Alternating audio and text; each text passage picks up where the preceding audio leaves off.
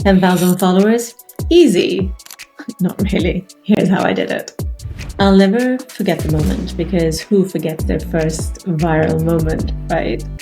I remember the moment so very clearly. I had just gone off to dinner and my phone starts getting all these notifications. Ding, ding, ding, ding, ding, ding, ding. Okay, I know it doesn't say that, but imagine that was the ringtone I had, for the notification tone I had.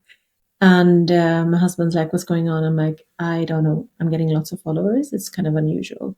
And at the time, I didn't get that many followers. I had 2,000 followers at the time. So it was really unusual. I'm like, oh, I think I know what happened. Chris Do just shared one of my posts. He shared one of my posts on his feed, and within hours, I was watching hundreds and thousands of people following me. Literally thousands. I had an Excel sheet where I was tracking follower growth by the hour. I was fascinated. I mean, I was excited, maybe a little bit obsessed even, because you don't forget your first viral moment, especially when it works. So, what do you have to do? Ask Chris Do to share one of your posts and go viral? No, that's not how it works. But I can tell you that I did gain just south of 4,000 followers from that post, and then it happened again. He shared another one and then another one, each time slightly lower follower rate because same people are watching. But by the time the wave ended, I grown my audience to just about 10,000 followers, all obviously organic. And then I, with my own skill, put that over to the 10K mark. But here's what I want to say, that it didn't just happen because Chris Do shared something. And it's not guaranteed that it will happen for you either. Even if someone with a big platform shares your work, because there's a whole other part of the story that people don't see. And that's what I want to talk about today. So when I first asked Chris, hey, can I do a collab post with you? He said, yeah, but you're not ready.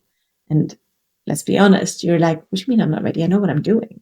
It's like, yeah, you know what you're doing, but you don't know how to write. And he was right. My content was pretty bad. It wasn't sharp. It wasn't deep enough. It wasn't valuable enough, even though I thought it was. It was surface level stuff, things I thought were valuable, but I wasn't really saying anything new. I wasn't going all the way in. So he pushed me. He said, refine, say it simpler, say it better. What's your take on this? These are not the exact words, but basically this is what I took from it. And then I wrote, I reiterated, I changed, and I really learned how to content create using his methods and his advice. My tone changed, my thinking got clearer, my voice got stronger. I also had to work on my mindset because I believed that I could not write. I believe that I'm not a great storyteller. I'm not great at communicating via writing. So why would anyone really want to follow me? I was proved very wrong. My voice got stronger. It was still me, but me on purpose. So when Chris did share my post, people came flooding in, but they didn't just see one good post. They clicked on my name. They saw dozens of posts at that same level, consistent, insightful, and worth sticking around for. That's what made them follow, not just the repost, but what they found when they got there. The real lesson here, visibility is powerful, but it doesn't guarantee growth. You can have the biggest name in the industry shout you out, say that you're amazing, but if your house isn't in order, if your content doesn't hold up, they'll leave as quickly as they arrived. And that's not about followers. That's about trust. It's credibility. It's consistency. That's what I ended up building. And that's what you can build too. So if you're waiting for someone to put you on or dreaming of a viral moment to change everything, yes, those moments can be powerful, but they only work when you've built behind the scenes. You're ready. The scene is ready to hold what you create. So do the work now. Refine.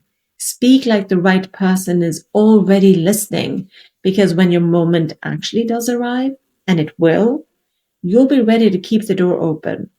How do I know this? How do I know that this is the case? Because I was analyzing all the collaborations that were happening. Which were the ones that did well? So the moment I saw a collaboration post come up on Chris's, I went to see how it was performing, and then I would see how it would have grown based on the 24 hours after it posted.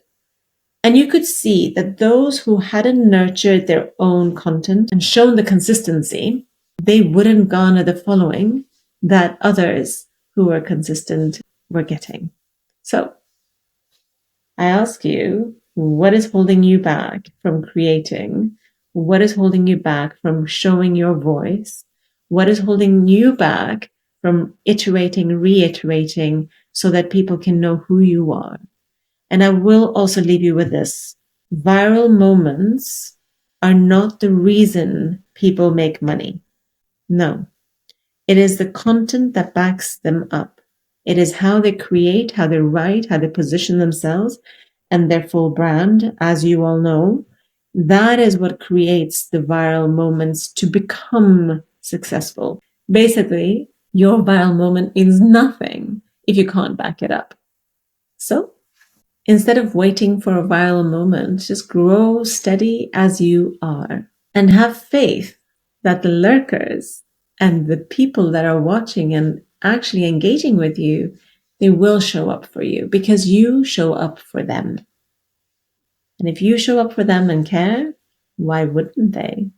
If you enjoyed this episode, which is just a snippet of my life and my journey as a business owner, then hit follow, like, and subscribe, and I shall see you in the next episode.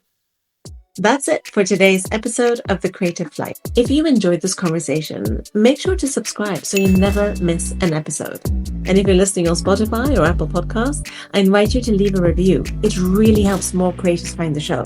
For more insights and behind the scenes content, you can follow me on Instagram or LinkedIn. You can also check out my resources on ivymalik.com. Thanks for tuning in. I'll see you next time.